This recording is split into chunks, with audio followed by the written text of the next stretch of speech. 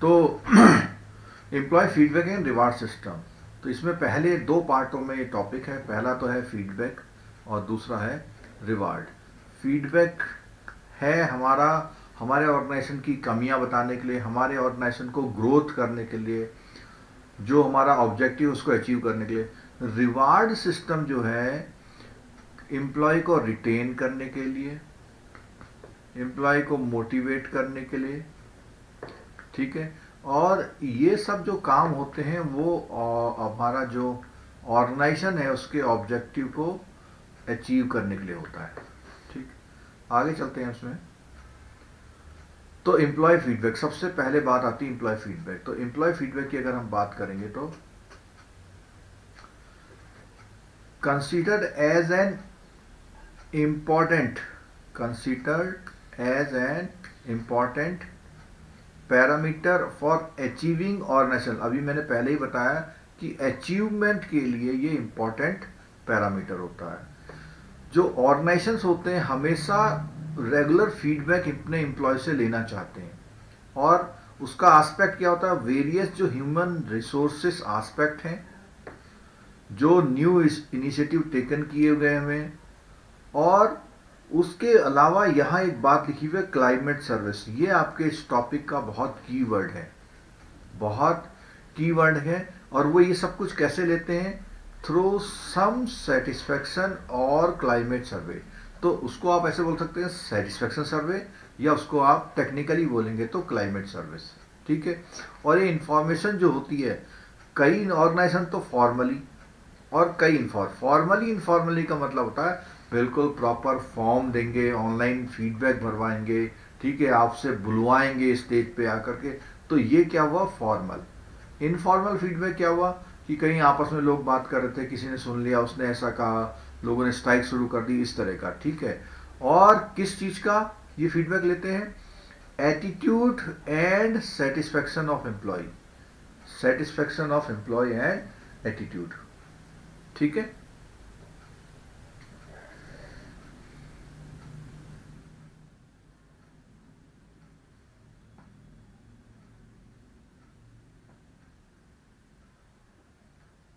चलो ठीक है।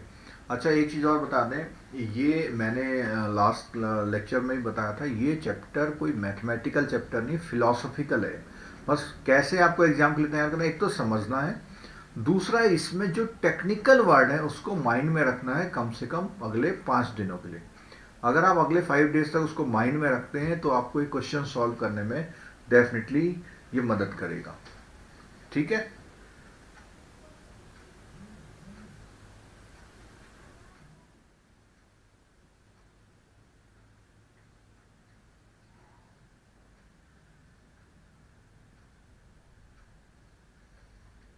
चलिए अब आगे बात रहती है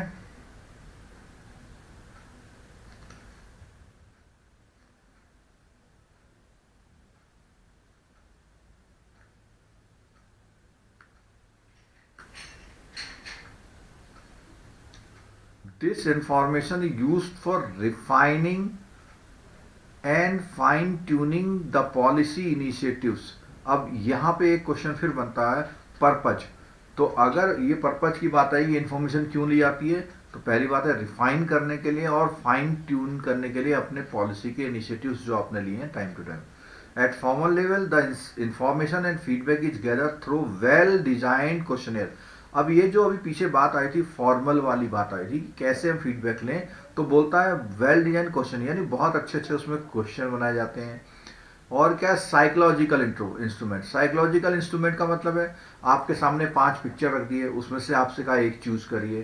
तो वो पिक्चर इस तरह डिजाइन होते हैं, उससे आपके बारे में वो आइडिया लगा लेते हैं कि आप क्या सोच रहे हैं, ठीक है। कोई स्टाफ सजेशन स्कीम होती है, जैसे मान लिया कई बैंकों में या कई ऑर्गेनाइजेशन में क्या था कि आप सजेशन दीजिए, माना जाए या ना माना जाए, 100 रुपए आपके अकाउंट में आ जाएंगे, इस तरह से कुछ, ठीक है। अब आगे बात है द इनफॉर्मल, ये तो बात हुई फॉर्मल की। The informal information is also gather through discussion. इसके लिए कोई फॉर्मेट नहीं है, आपस में बातें कर रहे हैं उससे निकल के आ रहा, विद द एम्प्लॉय रिप्रेजेंटेटिव। अब ये रिप्रेजेंटेटिव कौन होते हैं, यूनियन होती है, जैसे आप लोगों की यूनियन है, ऑब्जर्वेशन ऑफ मैनेजर्स, जो आपके ऑर्गेनाइजेशन में मैनेजर्स हैं, superiors, based on the behaviour pattern of the employee, यानी एम्प्लॉय के बिहेवियर के अकॉर्डिंग वो लोग जज कर पाते हैं कि भाई क्या चल रहा है, ठीक है। Vital information can also be gathered while conducting appraisal interview and also through exit interview। अब देखो वो क्या है, अप्रेजल इंटरव्यू तो क्या होता है, जब आप जॉब कर रहे हैं वहां पर होता है अप्रेजल इंटरव्यू, या एंट्री करने के समय होता है, और दूसरा क्या होता है जब आप जॉब छोड़ के जा रहे होते हैं, दैट इज एग्जिट इंटरव्यू। तो कोई भी अगर इंटरव्यू है, क्यों छोड़ा है वो जॉब, क्यों छोड़ा है, और खासकर से उन लोगों को जो बहुत अनएक्सपेक्टली ऑर्गेनाइजेशन छोड़ के जाते हैं, ठीक है।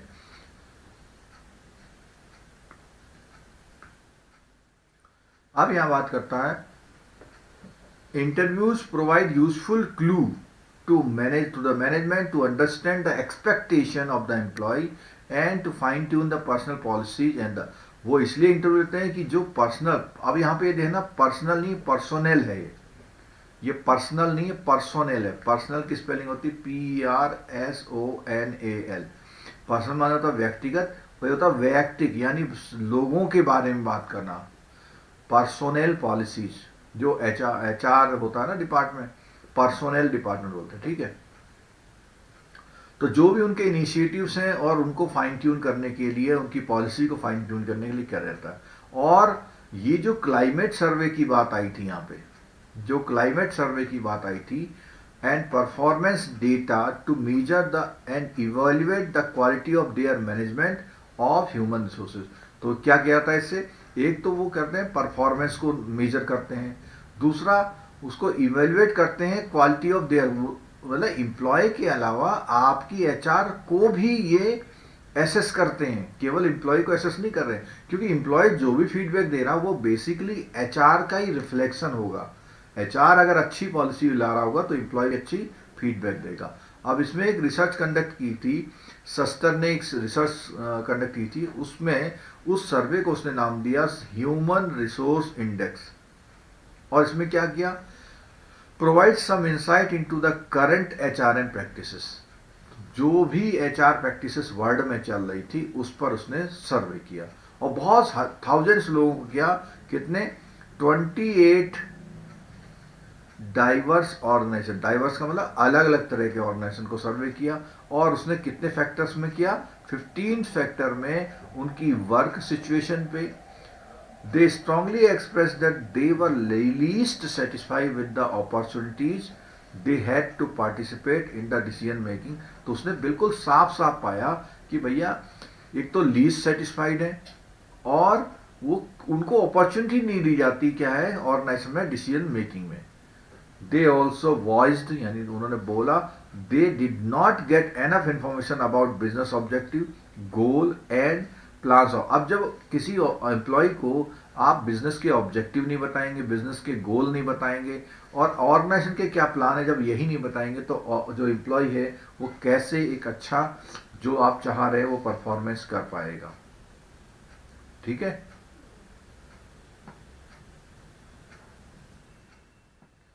आगे देखिए,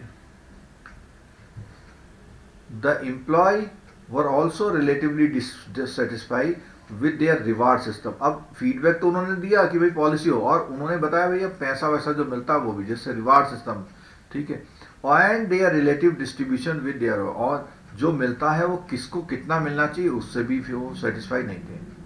the most important conclusion that we can draw such surveys is that how efficiently an organization is managing its people। इस सर्वे से मालूम हो जाता है कि ऑर्गेनाइजेशन में लोग कैसे। मोreover the survey data have proved helpful in diagnosing specific problem and in initiating organizational development initiative by opening up two-way communication। अब देखो two-way communication कहते हैं कि आर्मी में क्या होता है, one-way communication होता है, यानी जो बॉस कहता है वही करता है। तो बैंकों में भी समवट वही होता है, जो ऊपर से कहा जा रहा है वही आपको फॉलो करना पड़ता है। About matters of practical significances to the organisation and its employee. तो तो यहाँ ये बेसिक्स थोड़ी हो गई। अब आया बहुत इंपॉर्टेंट पॉइंट्स, यहाँ से शुरू हो जाते हैं कि क्लाइमेट सर्वे क्या है, उसमें क्या क्या चीज़ें ली जाती हैं। तो यहाँ पर क्लाइमेट सर्वेस के बारे में हम पढ़ते हैं। क्या बोलता है? Most popular and prevalent means of gather, means to gather यानी इकट्ठी करनी, feedback from the it design properly this survey can provide very useful information and clue to the management for effective human management use to measuring employee perception. अब perception का मतलब क्या है कि employ क्या सोचता है ऑफ द प्रिवेलिंग। प्रिवेलिंग का मतलब होता है जो आजकल चल रहा है, जो आजकल है, एग्जिस्ट कर रहा है। Prevailing climate in the organisation are called climate survey. अब सुन लीजिएगा, इसको एक बार दोबारा एक्सप्लेन कर रहे हैं। वो कह रहा है कि ऑर्गेनाइजेशन को किसी एम्प्लॉय, अपने एम्प्लॉय के परसेप्शन, जो आजकल के क्लाइमेट में, आजकल कहते हैं ना, आज क्या मौसम चल रहा है, क्या हाल चाल है, उस समय पर एम्प्लॉय के परसेप्शन को यूज करना, उसको पता लगाना, उसको बोलते हैं climate survey. Although climate is usually measured for the organisation as a whole, scores are typically analyzed department division wise so that the management can assess the climate in different unit। तो वो ये कह रहा है कि वैसे तो as a whole करते हैं, लेकिन अगर हम इसको अपने जो डिपार्टमेंट्स हैं, डिपार्टमेंट या डिवीजन होता है ना, जैसे मार्केटिंग डिवीजन, एचआर डिवीजन या फाइनेंस डिवीजन, तो कहता है कि हम उसको ब्रेक करके भी कर सकते हैं। मैनेजमेंट कैन एक्सेस, ठीक है, assess the human resource development ordinarily coordinate the entire. अब ये सारी एक्सरसाइज कौन करेगा? ह्यूमन एचआरडी या एचआरएम का जो डिपार्टमेंट है, एचआरडी या एचआरएम का डिपार्टमेंट इसको मैनेज करेगा। For designing the questionnaire to administering, तो क्वेश्चनियर भी कौन वो करेगा? जो आपका एचआर डिपार्टमेंट है वो कोऑर्डिनेट करेगा इन सब कामों के लिए। आपका क्वेश्चन डिजाइन करना, आपका प्रेजेंट करना, ये सारी चीजें कौन कोऑर्डिनेट करेगा?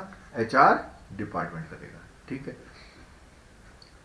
The assistance of line manager is also. अब लाइन मैनेजर कौन होते हैं? देखो ऐसा होता है कि एक तो सबसे पहले स्टाफ होता है, उसके बाद उसका थोड़ा सा सुपरवाइजर और उनको मेंटेन करने वाला और टॉप मैनेजमेंट। तो लाइन मैनेजर क्या होता है? बेसिकली कोई भी काम के लिए रिस्पॉन्सिबिलिटी। आपके वहां जो लाइन असाइनमेंट होता है कौन होता है? आपके वहां जो जूम आउट यहाँ बिल्कुल ठीक आ रहा है, आप उसको थोड़ा सा वो कर लीजिए, जूम आउट बिल्कुल ठीक आ रहा है, आप थोड़ा सा जो है अपनी स्क्रीन को कुछ कर लीजिए, हल्का सा अपनी स्क्रीन को मैनेज कर लीजिए। यहां पर बिल्कुल ठीक आ रहा है।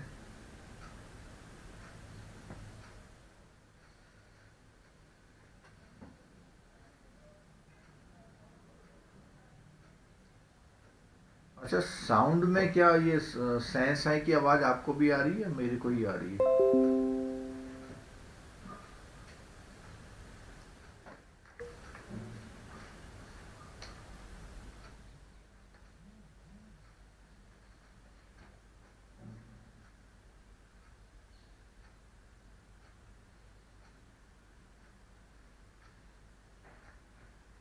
चलिए, तो हम बात कर रहे थे किसकी?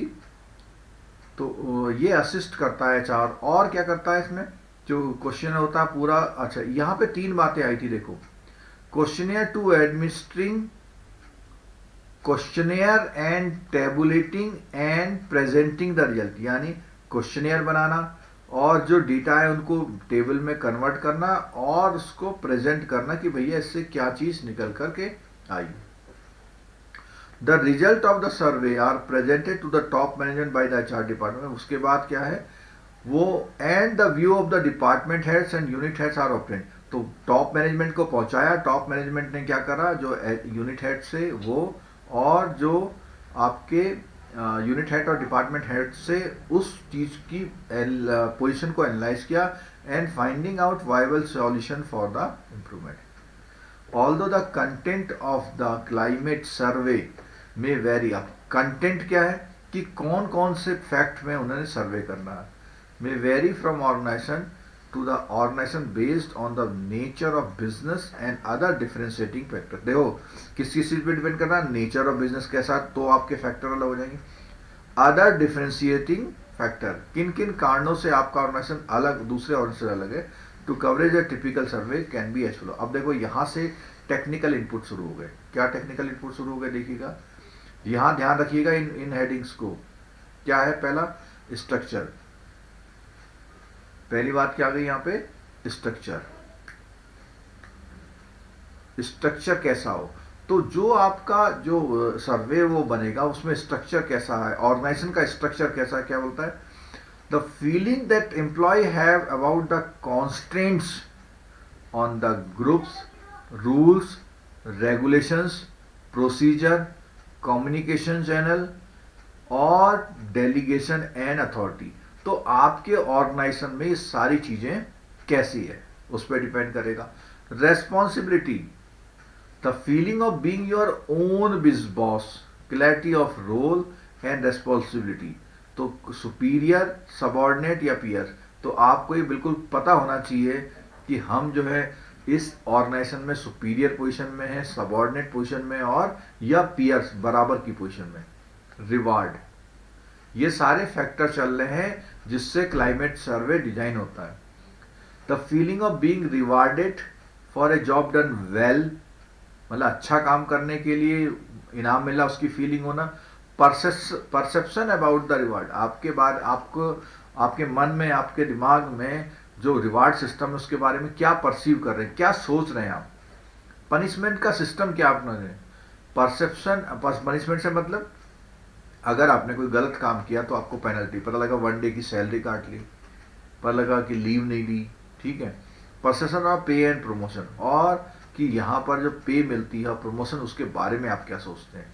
अब बात आई risk, the sense of riskiness and challenge in the job and in the organization, and any emphasis on taking calculated risk taking encouraged and bona fide errors are protected। क्या बोल रहा है कि आप में रिस्क लेने की कैपेसिटी कैसी है, कैसे रिस्क को आप क्या सोचते हो, आपके जॉब में चैलेंजेस क्या हैं, ऑर्गेनाइजेशन में क्या है। और playing safe is encouraged and accepted, playing safe is encouraged and accepted, यानी इसका मतलब होगा, एक तो बात हुई कि आप क्या करते हैं, देखो दोनों तरह के आ गए, एक तो है टेकिंग कैलकुलेटेड रिस्क वाली बात है और दूसरा बोलता है प्लेइंग सेफ। तो कुछ लोग तो होते हैं भैया नहीं करना, लोन ही नहीं करना, ठीक है। दूसरा क्या, हाँ इसको हम कर सकते हैं इसको नहीं कर सकते, तो प्लेइंग गेम।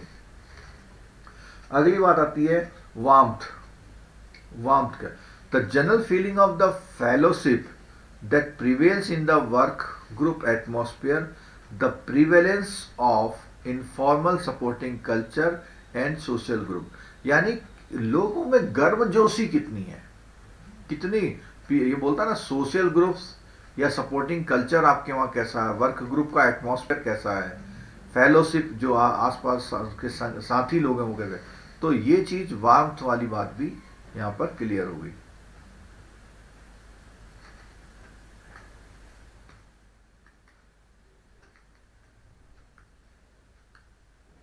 अब देखिए क्या है, अगला पॉइंट है सपोर्ट।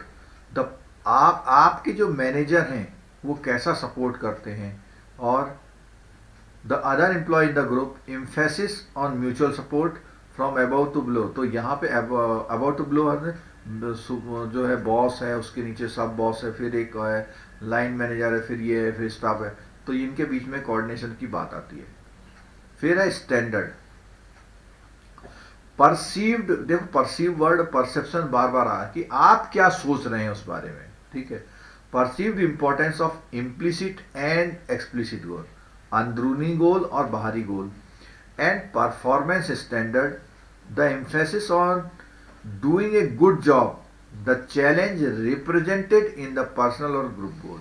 तो यहाँ पे क्या बात कर रहा है कि आपका जो भी आप सोच रहे हैं, आप एक अच्छा काम करने के लिए कितना एम्फेसिस देते हैं, आप क्या चैलेंज रिप्रेजेंट करते हैं, कितने चैलेंज को आप लेने के लिए तैयार हैं, ठीक है। तो ये चीजें कैसे स्टैंडर्ड की हैं वो बात करती हैं।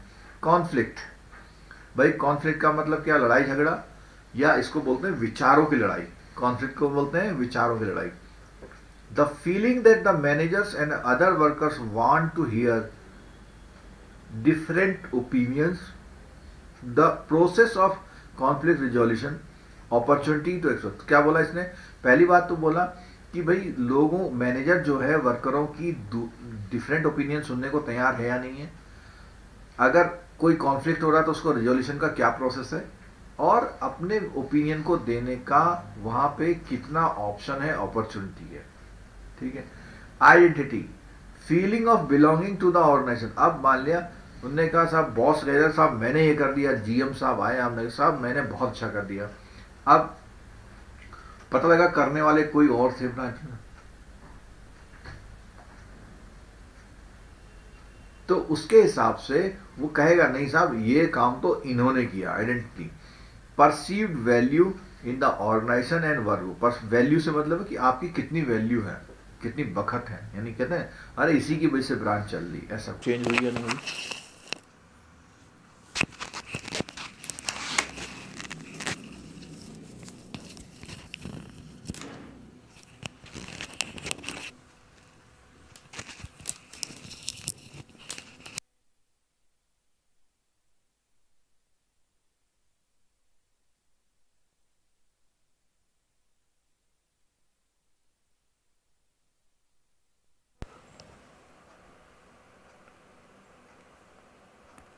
चलिए चलने दे रहे हैं, ठीक है।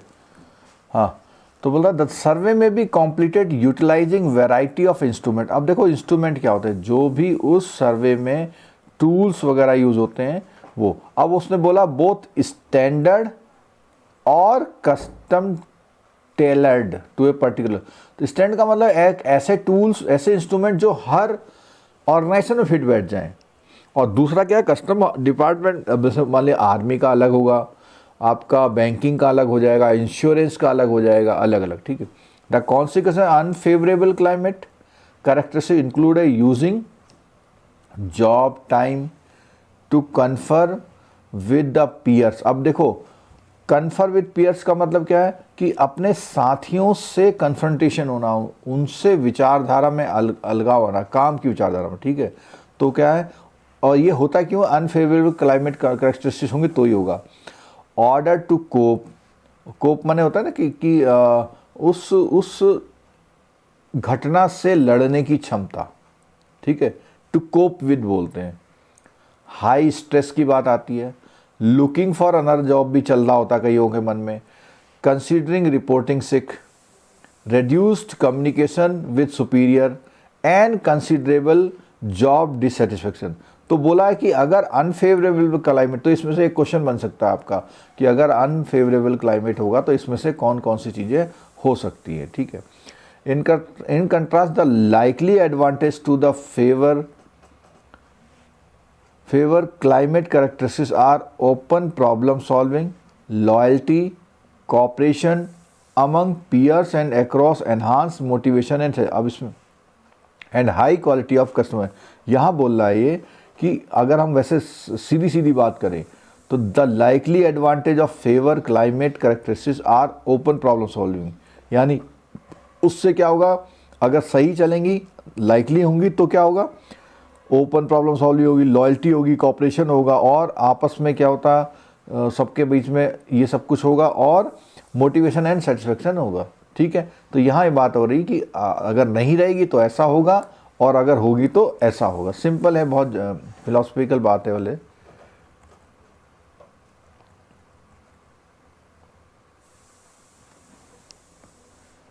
चलो, department should formulate the conscious create and maintain a favourable climate. तो क्या होता है, formulate a conscious create and maintain favourable, तो ये करना है। There are many pros and cons. Pros and cons का मतलब होता है अच्छाई और बुराई, क्या है उसके फायदे और नुकसान। Regarding employee survey, if some bank decide to conduct the such survey, help of some expert may be taken especially in the designing the questionnaire, selecting the sample respondent। अब सैम्पल रेस्पोंडेंट का मतलब किन किन से पूछना है। Interpretation of the result, जो result है उसको वो करना, इंटरप्रेट करना। Deciding strategy to overcome some, then तो अब इससे जो भी प्रॉब्लम निकल के आएगी उसकी स्ट्रेटजी करना। If the survey is not done scientifically, अब क्या मतलब है, अब आपने क्या करा, एक डीजीएम साहब ने या जीएम साहब ने आपसे बोला भाई सर्वे करा दो। अब आपको सर्वे कभी आपने ज़िंदगी में सुना ही नहीं, सर्वे के बारे में सुना ही नहीं, तो क्या करेंगे आप साइंटिफिकली सर्वे डिजाइन नहीं करेंगे। And the employ are not prepare to voice their genuine, और लोग क्या है, अपनी सही बात बताने के लिए तैयार नहीं है। Employee survey can create more problem than they can solve. तो अब क्या हुआ कि सर्वे जब लाए आप, तो उससे क्या हुआ, जैसे आपसे पूछने लगे कि भैया आपका सेटलमेंट टाइम से नहीं होता, तो आपका 100% आंसर क्या आएगा, नहीं होता कहेंगे आप। लेकिन इससे क्या होगा, आपको लगेगा, आपको मन में एक आवाज़ आएगी, यार हाँ यार हमारा सर्वे डिले होता है। जिसको नहीं भी पता होगा, जिसको सोचने का समय नहीं भी मिल रहा होगा, वो भी कहेगा हाँ जी समय पर नहीं होता। तो ये जो सर्वे है उसकी भी कुछ ऐसे साइंटिफिकली डिजाइन होना चाहिए। It always desirable to communicate the result of the survey to the employee, maybe in a summarized form, otherwise it will create a more confusion। तो बहुत जो सर्वे होता है उसकी भी बहुत इंपॉर्टेंस होनी चाहिए, यहाँ पर इन्होंने ये बताया, ठीक है। तो इसमें क्या है, देखो यहाँ पर आपके वो इसी के आगे जब बढ़ते जाएंगे थोड़ा न्यूमेरिकल भी शुरू हो जाएंगे, इसमें जो न्यूमेरिकल बेस्ड आते हैं ना वो भी आपके यहीं पर आएंगे, ठीक है। क्या बोलता है, रिवार्ड एंड कंपनसेशन सिस्टम बोलता है, the prime motive of person to take a job is to meet his basic need first, the basic need are adequately met by the wages, और उससे होता है the wages in the form of compensation is viewed as the main attraction for joiner. तो सबसे पहली बात है भैया बेसिक नीड है, सैलरी क्या मिलेगी। The compensation should be reasonable and justifiable to keep the employee happy and committed to the organisation, सबसे इंपॉर्टेंट बात है। आप क्या बोलता है, be an inbuilt reward system होना चाहिए अच्छी परफॉर्मेंस के लिए। और basic goal of an organisation क्या है, टू अर्न सेटिस्फैक्ट्री वेजेस और compensation and perform well to the recognise for other financial and non financial well. यानी क्या बोलता है, ये कोई भी जो एम्प्लॉय होते हैं, तो बेसिक गोल एक आदमी का क्या होता है एक ऑर्गेनाइजेशन में, यही होता है अच्छी तनख्वाह मिले, कंपनसेशन भी अच्छे मिले और उसको लोग पहचाने। Salary and wages structure of any organisation is an important part of the personnel policy. It is necessary that the effort of the employees are adequately compensated. If the compensation is the disproportionate type of work and industry trend, either the company will attract only a poor quality of employee or there will be a higher turnover of the turnover का मतलब attrition rate भी बोलते हैं, turnover को क्या बोलते हैं, attrition rate भी बोलते हैं, ठीक है। चलिए आगे क्या देखते हैं इसमें, उसमें बोलता है the compensation should not be so meager that employee do not feel, मतलब इतना कम भी नहीं होना चाहिए। अब आप कई बार क्या होता है कि सैलरी वो एक्सपेक्टेशन से आया 15,000, आप बोले सब 8,000 से शुरू करेंगे। अब मजबूरी थी तो वो आ गया, लेकिन जैसे ही मौका नहीं मिलेगा चला जाएगा वो, ठीक है। In the such cases all good employee will leave and organisation will left only with the mediocre performance, बस काम चल रहा है। Too high a level of compensation may also prove the counter. अब देखो कई बार क्या होता है कि बहुत ज़्यादा भी आप 100 रुपये का आदमी 500 रुपये दे लें तो काउंटर प्रोडक्टिव प्रॉब्लम भी आती है, ठीक है। Ideally the compensation should be is such that the continuously attract the talent, it is a major source of retention of existing manpower and has an edge of which motivate them. तो 3 बातें बताई उसने, क्या है, एक तो बताया कि टैलेंट को अट्रैक्ट करना, दूसरा उसको रिटेन करना, और तीसरा उसको क्या है, has an edge which motivates them to give their, उनको बुलाना, रखना और उनको अंदर ही ऑर्गेनाइजेशन के अंदर मोटिवेट करते रहना। This is how a sort of our simplification of the situation at the stage of let us note their different motivating factor. अब देखो मोटिवेटिंग फैक्टर की बात आ गई, क्या आ गई यहाँ पे, मोटिवेटिंग फैक्टर की बात आ गई। तो क्या क्या मोटिवेटिंग फैक्टर्स की बात आएगी यहाँ पर देखते हैं। टोटल रिवार्ड बहुत इंपॉर्टेंट है, बहुत इंपॉर्टेंट है, इसमें से आपसे क्वेश्चन पूछ सकता है। बहुत इंपॉर्टेंट है, इसमें से आपसे क्वेश्चन पूछा। तो बोलता है यहाँ पे टोटल रिवार्ड की सिस्टम की बात आती है यहाँ पे। Total reward is described as a full combination of monetary and non monetary investment they make in their workforce to attract, retain and engage the people they need to operate the business. तो क्या क्या बोला उसने, पहली बात बोले monetary होते हैं और नॉन मॉनेटरी रिवार्ड होते हैं, ठीक है। उसके अलावा क्या बोला उसने कि उसी से वर्कफोर्स को अट्रैक्ट, रिटेन और अपने बिजनेस को सक्सेसफुली ऑपरेट करने के लिए एंगेज करना। तीन बातें हैं ना। Total reward which consist of the foundational rewards, performance based and career and environmental reward. तो इतनी बातें बोली उसने। बोला एक तो फाउंडेशनल रिवार्ड मतलब बेसिक सैलरी, परफॉर्मेंस अच्छा करने पर और तनख्वाह, कैरियर प्रमोशन और इन्वायरमेंटल कि आपके वहाँ वर्क इन्वायरमेंट कैसा है, ये सारी चीज़ें होती हैं। Foundational reward include the best salary, health care, retirement and insurance. क्या बोला, फंडामेंटल जो फाउंडेशनल रिवार्ड में बोला उसने, जो पहली वाली बात बोली, इसकी जो है कैटेगराइज करें ना उसने। पहला बोला उसने फाउंडेशनल, दूसरा बोला परफॉर्मेंस, तीसरा बोला कैरियर। तो फाउंडेशनल रिवार्ड्स में बता रहा है, क्या बोला, द बेस सैलरी से होता है salary, health care, retirement, insurance. और परफॉर्मेंस बेस्ड दूसरा वाला जो है यहाँ पे, उसमें क्या बोलता है, add up as a short term and long term incentive, profit sharing जैसे होता है ना कि सेल्स का इतने % देंगे इस तरह, और recognition. And finally career and environmental reward में क्या बोलना, कैरियर डेवलपमेंट पता है प्रोग्राम, मेंटरिंग प्रोग्राम है, आपको देखभाल करने वाला, टैलेंट मोबिलिटी अपॉर्चुनिटी है कि जो आपके पास टैलेंट है उसको यूज़ करना, वेलबींग प्रोग्राम है, फ्लेक्सिबिलिटी इन वर्किंग अरेंजमेंट में है, ठीक है। The world at work total reward model demonstrate, अब ये क्या बोला इसने, the world at work total reward model demonstrate the dynamic relationship between the employee and the employees, employers और एम्प्लॉय के ओरिजिनल। तो अब यहाँ पे देखो ये जो सिस्टम बता रहे हैं उसके बारे में बात करते हैं।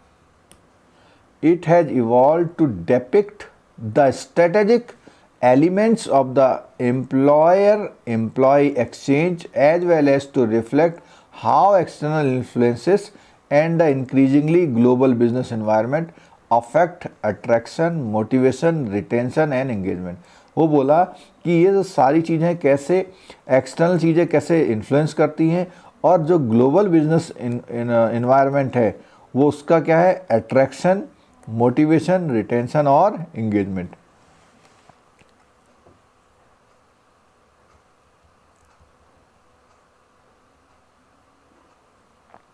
अब यहाँ देखिए, ये इसमें पिक्चर बना रखी है,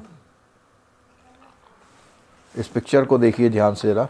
इस पिक्चर में क्या समझाया हुआ उसने, एक्सटर्नल इन्फ्लुएंसेस के बारे में बताया हुआ। किसके बारे में बताया हुआ, एक्सटर्नल इन्फ्लुएंसेस।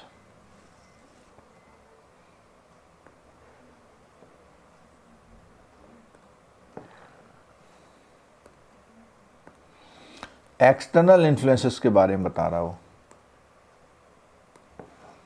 तो क्या बोलता है, एक्सटर्नल इन्फ्लुएंस क्या होते हैं, इकोनॉमिक कैसे चल रहा है, लेबर मार्केट कैसा है, कल्चरल नॉर्म्स कैसे हैं और रेगुलेटरी कैसी हैं। ये एक्सटर्नल इन्फ्लुएंसेस है। आपके बस की बात नहीं है, इकोनॉमिक को कंट्रोल करना आपके बस की, लेबर मार्केट को आप। तो एक्सटर्नल इन्फ्लुएंसेस क्या होते हैं, जो बाहर के होते हैं। अब उसमें क्या बोलता है आगे, बिजनेस की स्ट्रेटजी, ह्यूमन रिसोर्स की स्ट्रेटजी और ऑर्गेनाइजेशन का कल्चर।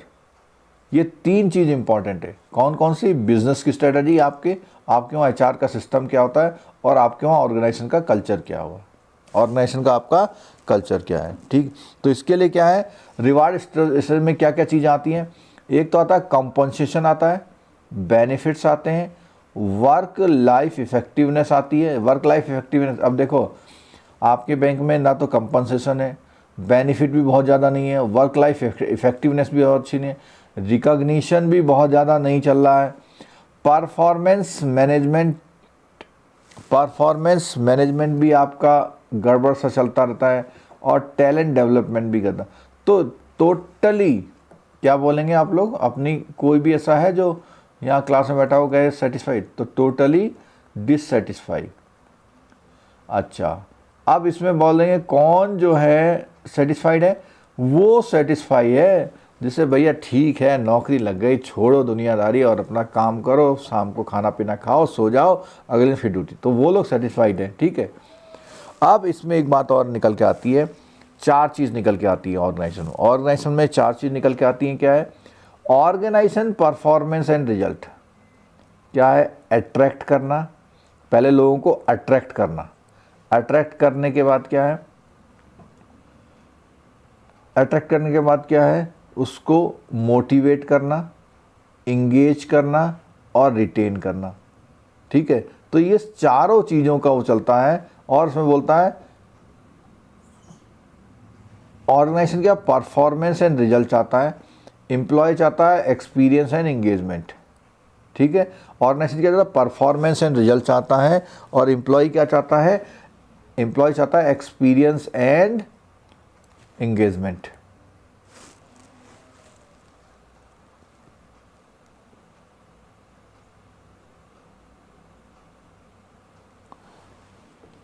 जो राकेश जी हैं, ये क्लास उन लोगों के लिए ज़्यादा ठीक है जिन्होंने और चीज़ें सब कर ली हैं और हमारी लाइव क्लास में रहते, केवल एक यही मॉड्यूल रहता है।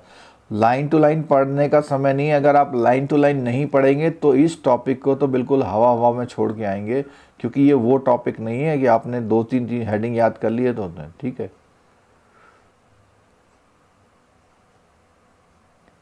नहीं, जो इस टॉपिक पे पहले का वीडियो नहीं है, पहले के वीडियो जो हैं वो 22 यूनिट तक हैं।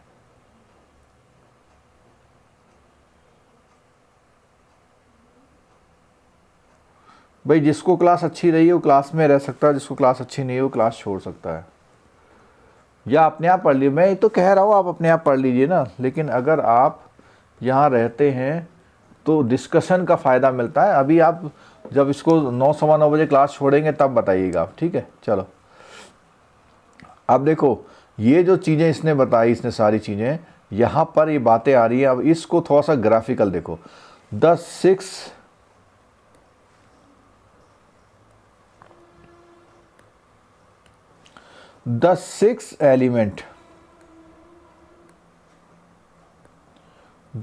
Element of total reward that collectively define an organisation. कौन कौन से 6 अवार्ड है? देखो उसमें बोलता है, पहला है strategy to attract, motivate, retain, engage. आर कौन कौन सी है उसके लिए, इन सब कामों करने के लिए?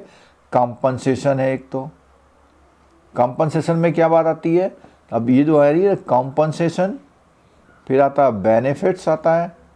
ठीक है, फिर आता है वर्क लाइफ इफेक्टिवनेस आता है, फिर क्या आता है यहाँ पे? रिकॉग्निशन आती है यहाँ पे। ठीक है, और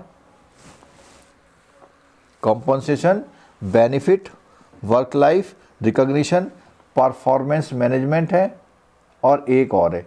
तो आपको जब क्वेश्चन आएगा, एलिमेंट पूछेगा, एक क्वेश्चन आएगा यहाँ पे, 1 क्वेश्चन, कि out of which which is not the element of, किस चीज के?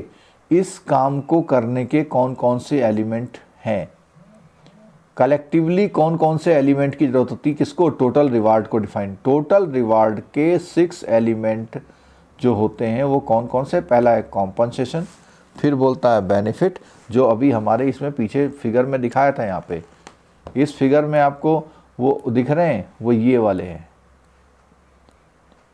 ये कंपोनेंट है। कौन से हैं? कंपोनेंट्स हैं काहे के? Total reward strategy. Total reward के कंपोनेंट्स वो ये वाले हैं। ठीक,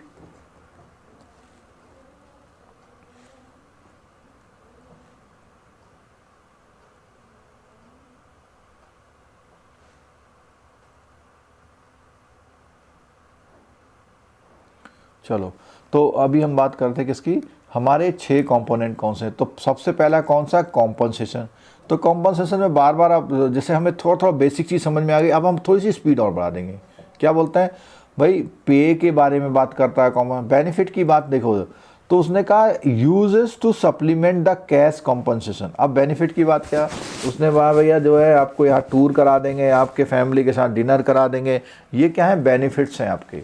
ठीक है, छुट्टियाँ लेने का बेनिफिट है आपका, आप छुट्टी कब ले सकते हैं, कब नहीं ले सकते हैं, हेल्थ के बारे में क्या है, इनकम प्रोटेक्शन क्या है, सेविंग रिटायरमेंट प्रोग्राम से, ये क्या है, बेनिफिट्स हैं किसी भी और ने। Work life effectiveness, work life, अब देखो वही बात आ रही थी, क्या ये सारी चीज़ें हैं आपके उसमें, तो बोला इसने क्या है, policies and program plus a philosophy that actively supports effort of the help employee achieve success in both work and home। ये देखो, ये सबसे बड़ी फेलियर है। 9 बजे आप ऑफिस आ रहे हैं घर से, ऑफिस वहाँ ऑफिस से 9 बजे तक लौट के आते हैं घर पे, ठीक है। फिर क्या बोलता है, रिकॉग्निशन, संडे को भी जो है ब्रांच में बुलाता है कि थोड़ा काम है आ जाना।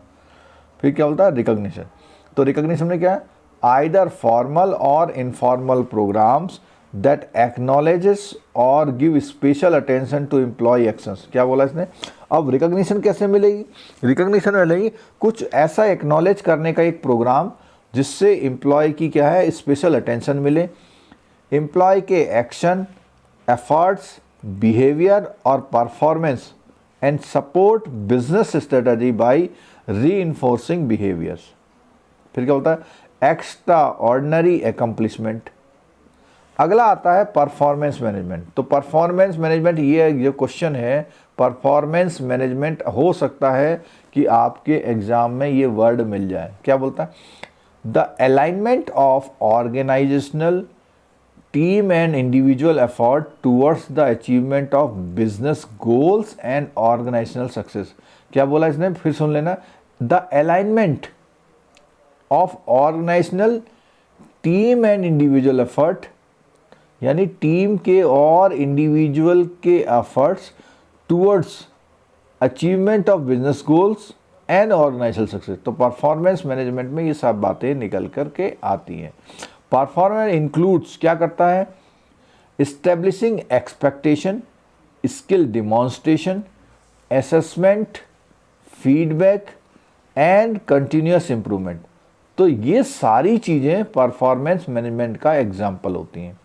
टैलेंट डेवलपमेंट, अगला पॉइंट क्या आया, टैलेंट डेवलपमेंट, लास्ट पॉइंट है talent development.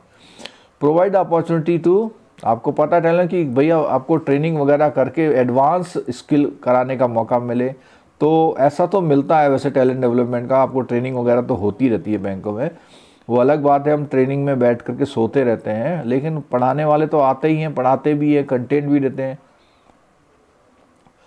Competencies in both their short and long term career. Research shows that the total reward program do not achieve their objective, not because they are badly designed but because they are poorly delivered।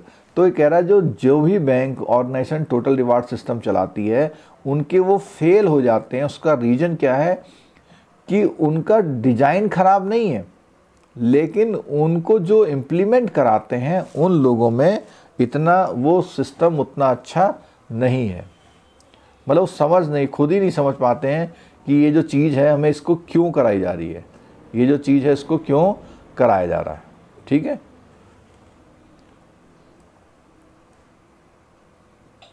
चलो अब बात आती है reward. देखिए अब हम इस topic को ख़त्म करने की तरफ जा रहे हैं। इस टॉपिक को ख़त्म करने के मतलब इसमें ऐसी अच्छी अच्छी चीज़ें आ रही हैं जो थोड़ा सा और इंटरेस्ट क्रिएट करेंगे हमको। इस टॉपिक में बहुत अच्छी अच्छी चीज़ें आ रही हैं जो हमारे को इस टॉपिक को काफ़ी अच्छा वो करेंगी। ठीक है, रिवार्ड स्ट्रेटजी।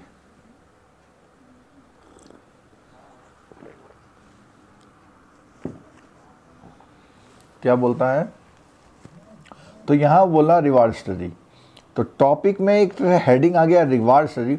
तो ना Armstrong and Murlis reward management 5th edition describe the importance of direction as an element in the reward. क्या बोलता है, reward strategy determines the direction in which the reward management innovation and development should go to support the. भैया reward के बारे में सारी चीज़ें decide करना, कौन सा फॉर्म बनेगा, कितना हम देंगे, कब सर्वे करेंगे, किन किन से सर्वे करेंगे और कैसे कैसे उनको कंपनसेट करेंगे, उसके रिजल्ट को क्या, वो सब क्या आ गया reward strategy. How they should be integrated, the priority that should be given to initiative and the pace at which they should be implemented. तो यहाँ सारी बातें इसने बताई। देखो तो कैसे होता है ये देखिए जरा, इसका एक चार्ट बना हुआ है।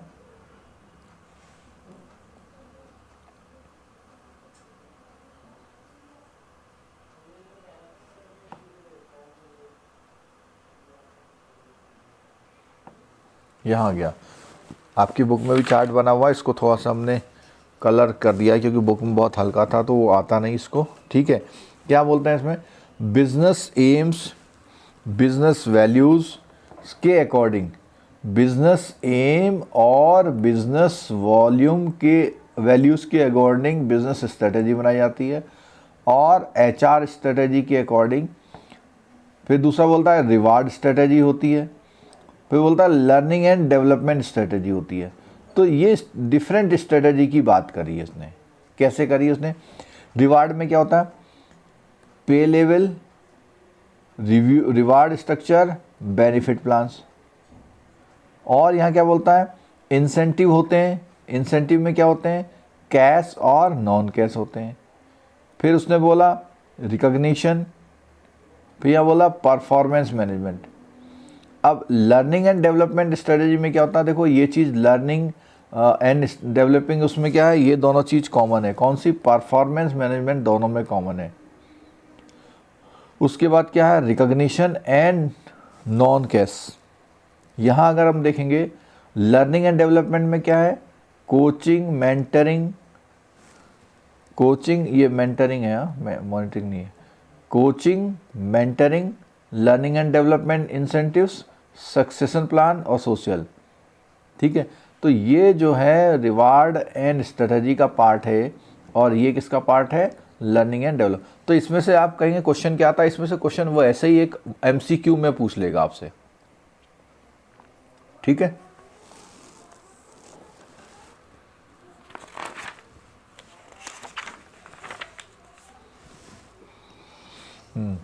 Purpose of primary reward system. तो पर्पज में पूछेगा, कहेगा out of these which is not the purpose of primary reward system. ऐसे भी क्वेश्चन आता है। तो उसने बोलता है, अगर पर्पज स्टेटमेंट की बात करें तो 3 क्वेश्चन उसने पूछे कि why does each programme exist, why is it meaningful to your employ, how does it gives the organisation a competitive advantage. तो कोई भी जो पर्पज है प्राइमरी रिवार्ड प्रोग्राम का, वो 3 पर्पज है। अब कोई भी ये इसमें से क्वेश्चन आ जाएगा, कौन सा, कि रिवार्ड स्ट्रेटजी कैसे डेवलप होती है, रिवार्ड स्ट्रेटजी कैसे डेवलप होती है। और ये जो है, जो पॉइंट्स हैं इसके रिवार्ड स्ट्रेटजी के, क्या पॉइंट है, कंपोनेंट है। ये क्या है, इसके कंपोनेंट है। क्या कंपोनेंट है, पहला कंपोनेंट है प्रोग्राम, दूसरा है वैल्यू।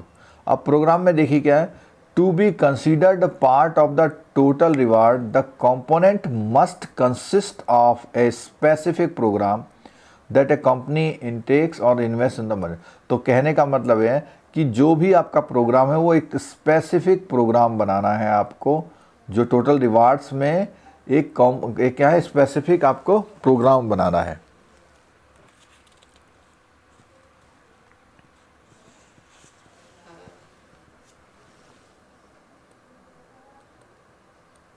ठीक है, अगली बात आती है वैल्यू की। To be consider part of total the component must have some specific prescribed value. तो 2 बातें आई, एक आपका प्रोग्राम स्पेसिफिक होना चाहिए, दूसरा उसकी वैल्यू जो है स्पेसिफिक सब्सक्राइब वैल्यूज होनी चाहिए। वो एम्प्लॉय आपके समझें कि भैया ये बहुत अच्छी चीज़ है, इसको हमें करना चाहिए।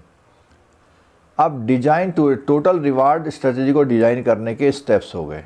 ठीक है, टोटल रिवार्ड सिस्टम के उसको डिजाइन करने के लिए क्या क्या पॉइंट्स हैं इसमें। सबसे पहले बताया the context of the total rewardship philosophy of the Google. अब गूगल में अपने वहाँ पे गूगल में देखो क्या है, गूगल आप देख रहे हैं बहुत नंबर 1 कंपनी चल रही है, बहुत बढ़िया काम कर रही है। तो कैसे कर रही है, क्या कर रही है, चलो जी अमित कुमार का जवाब देते हैं। अमित कुमार का जवाब देते हैं। एक बात तो आपकी एग्री कर ली, मैं कल से क्लास को जल्दी कर दूंगा। दूसरी बात, दैनिक क्रियाकलाप के लिए मैंने बोल दिया कि आप कुछ भी कर रहे हैं, मोबाइल की साउंड को हेडफोन पे या बाहर इतनी तेज चलाएं कि आपके कानों में कुछ वर्ड्स चलते रहे। हमने LRAB की लास्ट क्लास ली थी, 6 घंटे की क्लास चली थी। हमने कहा बस सुनते रहो सुनते रहो सुनते रहो, और इतने बेहतरीन रिजल्ट आए हैं। आप लोग YouTube में कमेंट देखिए, वीडियोस में उनके JIV वाले वीडियोस के कमेंट देखिए, ठीक है। और बाकी हमें व्हाट्सएप और मोबाइल ऐप में तो रिस्पॉन्स आया ही आया, वो अलग बात है। तो ये टॉपिक्स ऐसे सुनते रहो। हम आपसे थीसिस लिखने को बिल्कुल नहीं कह रहे, आप सुनते तो रहो, क्वेश्चन आएगा। अगर आपका शब्द सुना हुआ होगा आपको हेल्प करेगा, ठीक है। तो यहां बात कर रहे हैं गूगल की रिवार्ड फिलॉसफी क्या है। उसने बोला our employ who have named themselves Googlers are everything Google is organized around the ability to attract and leverage the talent of the exceptional technologists and business people। वो कह रहा है exceptional technologist को हम वो कर रहे हैं, और क्या कर रहा है दूसरा, बिजनेस पीपल को। तो वो अट्रैक्ट कर ले रहे हैं Google. In line with that philosophy we have designed our compensation programme support. तो अब उन्होंने अपने गोल क्या रखे भाई, देखो उसने गोल क्या रखे हैं, देख लेना ध्यान से। गूगल ने अपने गोल क्या रखे, गूगल ने अपने गोल रखे attract and retain the world best talent, पहली बात। Support Google cultures of innovation and performance, align employ and stake holder interest. अब अलाइन का मतलब क्या हुआ, एम्प्लॉयज एंड स्टेक होल्डर, यानी एम्प्लॉय कितनी सैलरी चाहता है, स्टेक होल्डर कितना खर्च करना चाहता है। अलाइनमेंट पता लगा, गूगल का स्टाफ चाहता है मुझे 5 करोड़ रुपए पर मंथ मिल जाए, लेकिन उसकी जो इनकम, जिन रास्तों से उसकी इनकम होती है वो लोग पैसा नहीं देने जाते, तो नहीं चलेगा ना, दोनों को अलाइन करना। तो we pay Googlers competitively compare to the other opportunity they might have in the market. तो गूगलर्स बोलते हैं अपने स्टाफ को, ठीक है। We also offer the competitive benefit to the help Googlers and their family be healthy and happy. Provide unique perks that make life and work more convenient. Design compelling job opportunity aligned with our mission and create a fun and energizing work. कितनी बड़ी बड़ी बातें लिख रखी हैं इसमें। अब इतनी चीज़ें सुविधाएं किसी को मिलेगी तो हर आदमी चाहेगा नहीं गूगल में काम है। We have a deeply rooted belief in the paying the performance, ठीक है। अब क्या है इसमें देखो, statement of reward philosophy of whole foods market. Google के बाद दूसरा नाम आ गया, किसकी आ गई, दूसरा आ गया फूड मार्केट की। दूसरा किसका आ गया, फूड मार्केट। क्या बोलता है, our compensation and benefit programme reflect our philosophy of the, क्या है, philosophy of the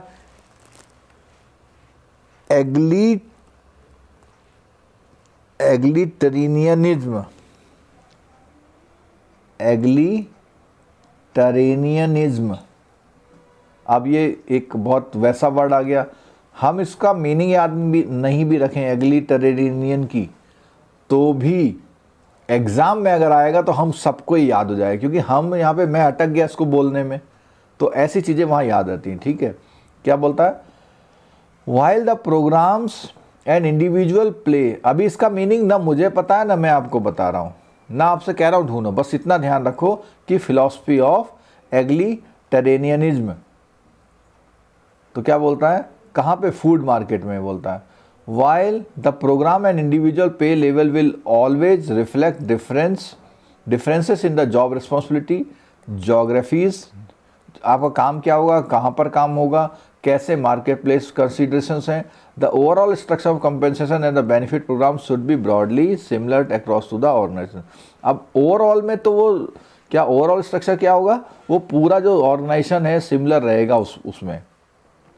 the primary objective of our compensation programme including our executive compensation programme is to attract, retain qualified and energetic team members who are enthusiastic about our mission and culture, providing them the sufficient income, their benefit of the keep the company on the employee. A further objective of the compensation program is to reward each of our team member. अब आगे बोलता है for their contribution to the company. Finally, we endeavor to ensure that our compensation program, ये अभी कौन सी industry की बात चल रही है, फूड इंडस्ट्री की बात चल रही है, ठीक है। अब इसमें जो है फूड इंडस्ट्री में कुछ पॉइंट्स बता रहा है। अगला बोलता है, अगला पॉइंट है एम्प्लॉय रिकॉग्निशन। अब ये बोल रहा ताज होटल्स रिसोर्सेज से 5 keys from Taj hotel resource. क्या बोलता है ताज होटल रिसोर्स में, क्या बोलता है सो मैनी लोकेशन में, बहुत बड़ा काम है इनका। उसने को बोलता है उनके वहाँ बोला देखो स्टार्स वाला है, क्या बोलता है special thanks and recognition system उसने बनाया हुआ that link customer delight to the employ reward. दूसरा क्या है expression of gratitude senior executive find must come from the immediate supervisor who are central and determining. तो इनके लिए क्या बोला उसने सीनियर एग्जीक्यूटिव्स के लिए बात बोली है, और कैसा है जो इमीडिएट सुपीरियर से आता है, ठीक, और जो आता है उसके लिए क्या होता है ग्रेटिट्यूड करते हैं, मतलब उनका इज्जत करते हैं, अरे आपने बहुत अच्छी बात बताई, ठीक है। Employees accumulate point throughout the year and the 3 domains compliment from guest, compliment from colleagues and their own suggestion. तो जो उसके गेस्ट बताते हैं उसकी बात करी उसने, दूसरा क्या है जो उसके कलीग बताते हैं उसकी बात करी, और उनके अपने सजेशन। तो 3 डोमेन से जो एम्प्लॉय के पॉइंट्स होते हैं वो आते हैं, ठीक है। अगला क्या है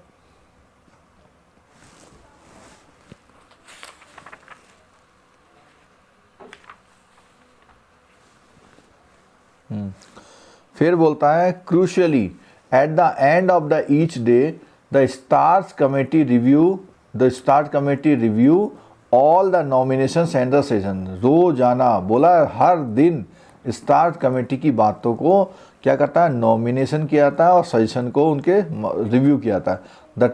the timing of the recognition is usually more important than the rewards. अब देखो क्या होता है the timing of the recognition is usually more, तो जिस समय उनको रिकॉग्नाइज किया जाता है वो ज़्यादा इम्पॉर्टेंट है किसी भी रिवार्ड से ज़्यादा। तो ये बात कहाँ पे आई, तो रिवार्ड सिस्टम में अलग अलग ऑर्गेनाइजेशन में क्या था, हम एक जल्दी से एक रैपअप ले रहे हैं इतने टॉपिक्स का। अच्छा मैं आपके लिए एक आज स्पेशल काम करूँगा, इन टॉपिक्स को मैं थोड़ा सा पॉइंटों में कन्वर्ट कर दूँगा जिससे जल्दी हमारी कवरेज हो पाए। अभी आपको बैंक भी जाना है, ठीक है।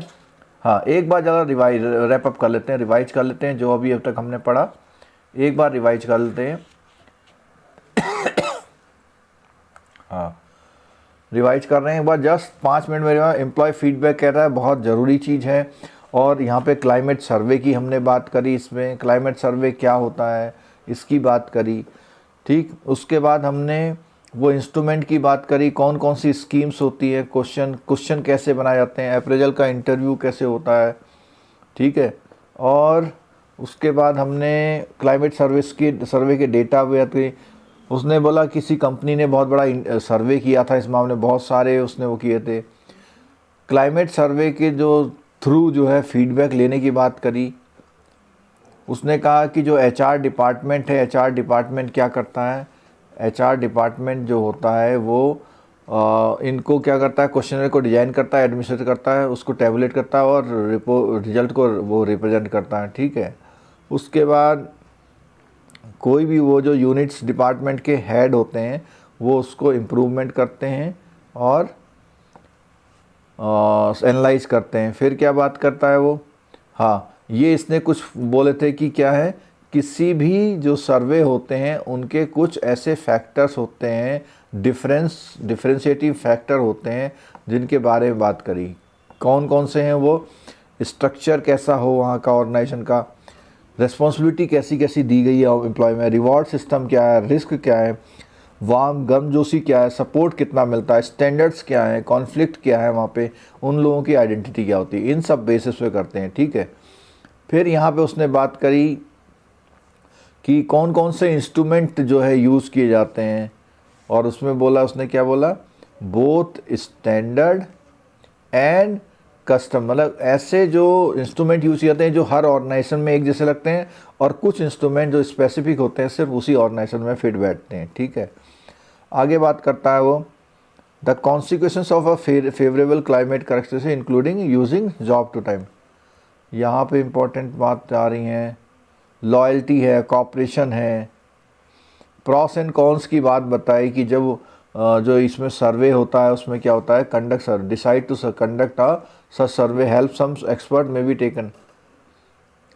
यहाँ पर उसने बोला कि भैया जो जो आपका सर्वे होता है बहुत साइंटिफिकली, अगर कहता है survey is not done scientifically and the employ are not prepare to voice their opinion, तो वहाँ सब बेकार हो जाता है। तो इसीलिए कहता है it is desirable to communicate the result thoughts से। ठीक है, फिर उसके बाद नेक्स्ट पॉइंट पे आया उसने, रिवार्ड एंड कंपनसेशन सिस्टम क्या होता है इसमें बोला। तो रिवार्ड एंड कंपनसेशन में बात आई सीधी सीधी, कुछ होता है पैसे वाला रिवार्ड, कुछ होता है मैनेटरी, कुछ होता है नॉन मैनेटरी। ठीक है, और सबसे बढ़िया बात है कि सबसे पहली बात है कि employed earn satisfactory wages, compensation, personal policy कैसी है वहाँ पे, पर्सोनल पॉलिसी कैसी है, एडिक्वेटली कंपनसेट होता है नहीं होता है, पुअर एम्प्लॉय अट्रैक्ट हो जाएगा। तो अगर आप ये सही नहीं करेंगे तो क्या होगा, आपके वहाँ will attract the poor employ, और अच्छा वाला छोड़ छोड़ के जाता रहेगा। ठीक है, और वो लोग होंगे जो वो मेडिक्योर परफॉर्मेंस वाले होंगे जिनको आप लेते हैं। ठीक है, फिर यहाँ पे टोटल रिवार्ड की बात आई। टोटल रिवार्ड में 3 ऑप्शन उसने दिए थे, कौन कौन से, एक तो बोला फाउंडेशनल रिवार्ड बोला, परफॉर्मेंस बेस्ड बोला, और कैरियर एंड। तो यहाँ पर इसने बोला टोटल रिवार्ड में 3 कैटेगरी में उसने बोला, पहला बोला फाउंडेशनल, दूसरा बोला परफॉर्मेंस, और तीसरा बोला कैरियर रिलेटेड। ठीक है,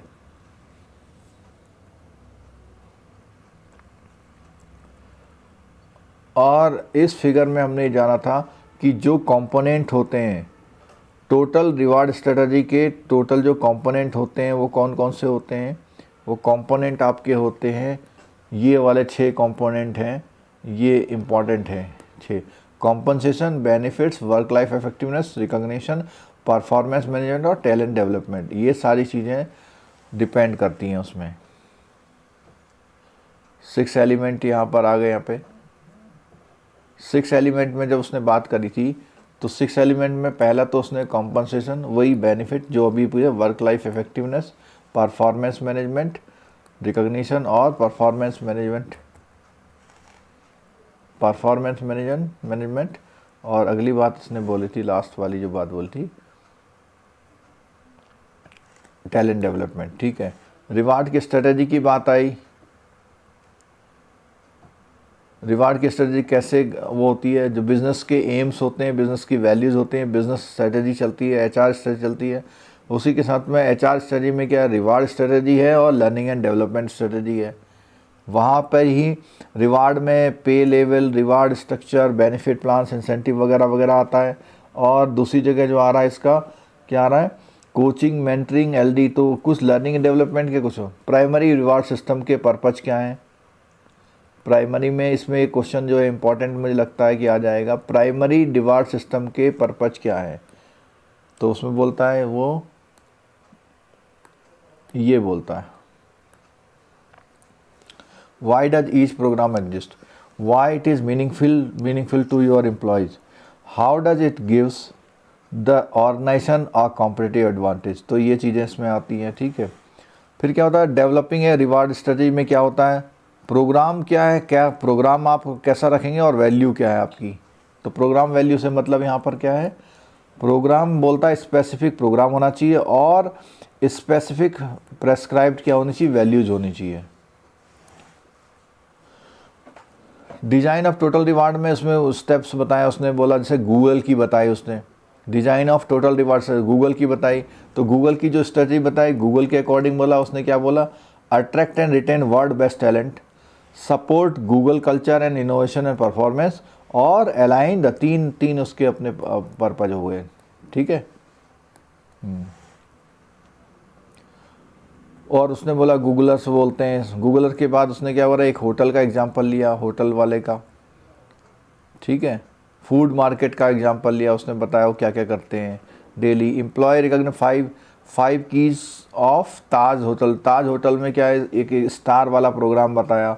स्टार प्रोग्राम में बताया कि डेली उनकी जो है मीटिंग होती है, डेली शाम को ही उनको वो रिकॉग्नाइज किया जाता है।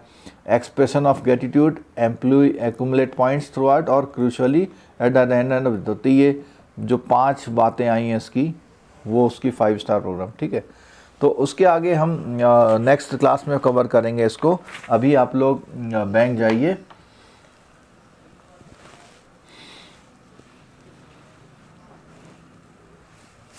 चलो देखते हैं इसको, देखते हैं कि कल शाम को लेते हैं, लेकिन मैं करवा दूंगा आपको 3 टॉपिक। जिसको पढ़ना हो पढ़ लो, जो खुद पढ़ सकता है खुद पढ़ ले, ऐसा ज़रूरी नहीं कि आप हमारे पास आके पढ़ें, ठीक है। Thank you so much.